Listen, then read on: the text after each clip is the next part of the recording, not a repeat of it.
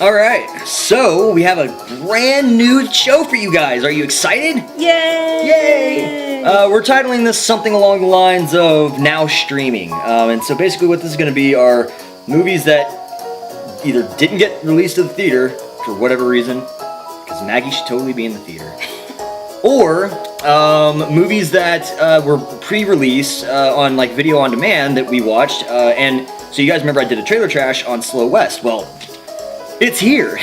It's on video on demand right now. You should go watch it because it's amazing. Monica didn't think so much, so we're gonna talk about that. This video is not gonna have any clips from the movie because it was a video on demand thing. So we're just not technologically advanced right now to pull off of our PlayStation 4. Sorry. But it is gonna be a fun talk.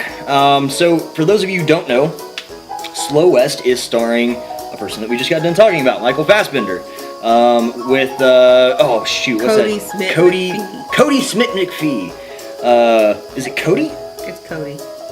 Oh, that's why I wasn't thinking. Oh, by the way, so this movie is, for those of you who don't know, it's a western starring Michael Fassbender and Cody Smit-McPhee. Cody with a K ending with an I. It's a very odd spelling of Cody. Well, he's not from here, so. Where's he from? Is it England? I think he's English or Australian. All right. He's a fairly good actor. Monica apparently has some issues with him, some way, shape, or form. I don't know. Something Is it his face? I think so. Literally, it's just He his looks look. dumbfounded all the time. I feel like. I think he did fine in this film, though. Anyways, so Slow West is about this guy who, Cody Smit-McPhee, who had the love of his life taken from him from Scotland. And her and her father had to flee because well, we won't tell you because it's actually, that would be spoiler stuff, but they had to flee from Scotland. So he goes to the West to try to find her. And he runs across Michael Fassbender, and Michael Fassbender kind of becomes a parental-ish sort of figure. Protector. But the way this movie unfolds, and there will be some spoiler talk, I'm just going to go ahead and let you know, but it's nothing, I don't think that there's really a way to spoil the movie except for saying one thing, and it happens at the very end. Well, I mean, basically, the ending is almost made clear towards the center of the movie, I think. But Because I actually what ends up listened to- happening is not made clear. Yeah, that one specific part, but So, ultimately, we won't talk about that one thing, but yeah. So I mean, I don't know. Let's just have a quick talk. I really enjoyed the film, and you know I enjoyed the film, and in this film had me like he was all sitting over up. the place. I really was. Wow! Man, I did not make those kind of noises while watching it. Wow, that's what he was doing. Oh, I took this movie from a different perspective because I didn't know what to expect. I'm not a big Western fan. I'm that not was either. my number one. I'm not either. But I just didn't know what to expect from it, and I thought it was going to be boring based off the preview. And I'm just like, "Ugh, I don't want to fall asleep. It wasn't boring, but it was kind of slow to me. Let me ask you this. You said boring based off the preview. I thought the preview was really, I feel like good. they showed off too much gunfight to bring somebody in. I feel like that all the gunfight scenes that were in the preview were overshadowing what the story would be, and I was scared the story was going to be this big when the gunfights are this big. Well, and what do you think now that you've watched the film? I feel like it's an evenness. They definitely put them in. So you Story, inaccurately judged gunfight. the trailer. For the most part. Not necessarily. I think the trailer is great. But for the most part. that trailer, if you watched my trailer trash on it, guys, I really was stoked about that trailer. I thought it looked really, really good. Now, to address something that you said, yes, it definitely, and if I had to word it best, I would say that the first hour of the film is slow. But that is all made better by the last half hour of the film. It's only an hour and a half long, by the way. The last 30 minutes of the film make the first hour totally worth it for me. Then that works. That's a good... I guess you can say that. I mean, if anything that really stood out to me in this film was the music. Yeah, it was an excellent score. Did it not remind you of Tarantino?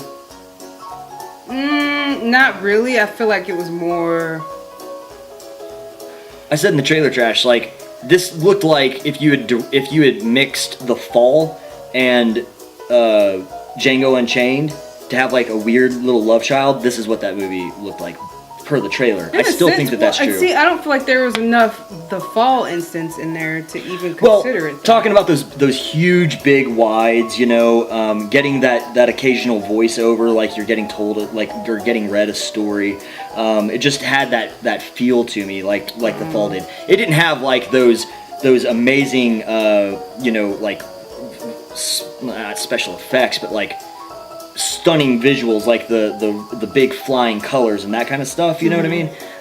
It didn't have any of that, but just the cinematography look, you know, like those giant wides, looking at the open range and everything, and you know, just seeing two people like walk through like this vast landscape, and then hearing that, you know, the Michael Fassbender do his voiceover with it. I was just when I watched the trailer and when I watched the movie, that's where I get the fall. And then of course you obviously see where I'm thinking Django Unchained. I mean, they go bounty hunting basically. Pretty much. You know, so you know, so that combination I think really worked. And you know, I'm definitely not saying it's like the greatest film of the year, but for an obvious independent low budget movie, I was pleasantly rewarded. I can see how people would absolutely love it, but I feel like it was almost a little bit cliche as well. How so? As far as tragedy stories go. Careful. Well, y'all saw all the gunfights. Y'all know there's gonna be some tragedy. There's some tragedy. You know, I mean, I feel like it almost could have been expected. Hell, it caught me off guard. Totally. So it's just, we're gonna spoiler. We're pretty much done with this video, all right? But this is a huge spoiler. So click away. Go watch Slow West. If you don't care about spoilers, stick with us. If you have watched the movie, stick with us. 5, 4, 3, 2, 1. So yeah, poor little Cody.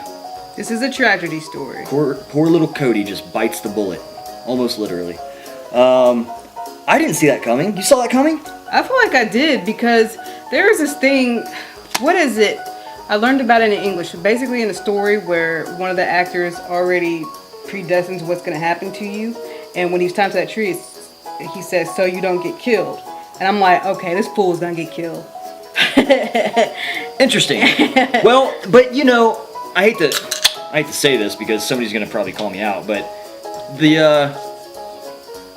you don't expect your hero to die. Even though I complain, and this is why I said somebody's gonna call me out. Even though I complain that, you know, not enough heroes die, or even feel like they could die, he dies, and I was not expecting it to happen.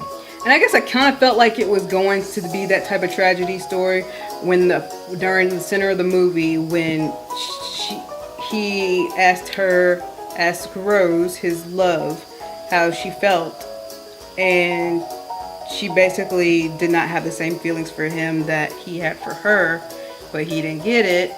So that's what made me think. Well, you know what's hilarious is, I guess I'm an idiot like he is, because I didn't get it either.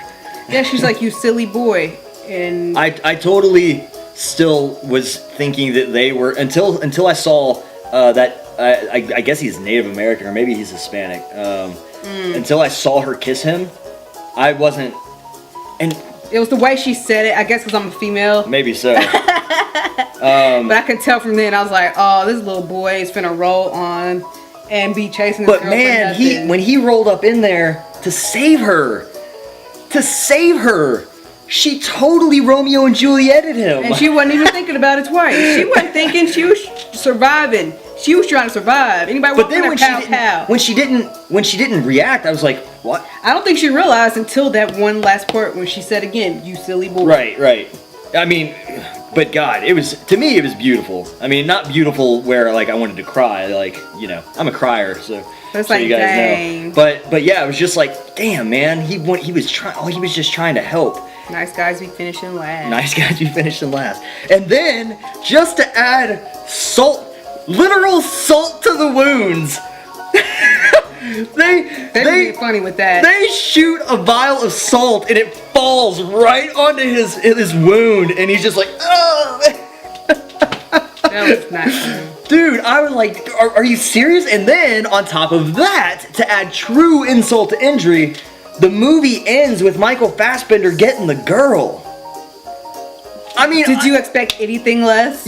Yeah, I did not expect that. I did not expect that. The Fassbender be rocking. So, I don't know. Maybe I was just too enamored with the story to not see what was coming. And maybe you weren't, and so that's why we're having these two different reactions.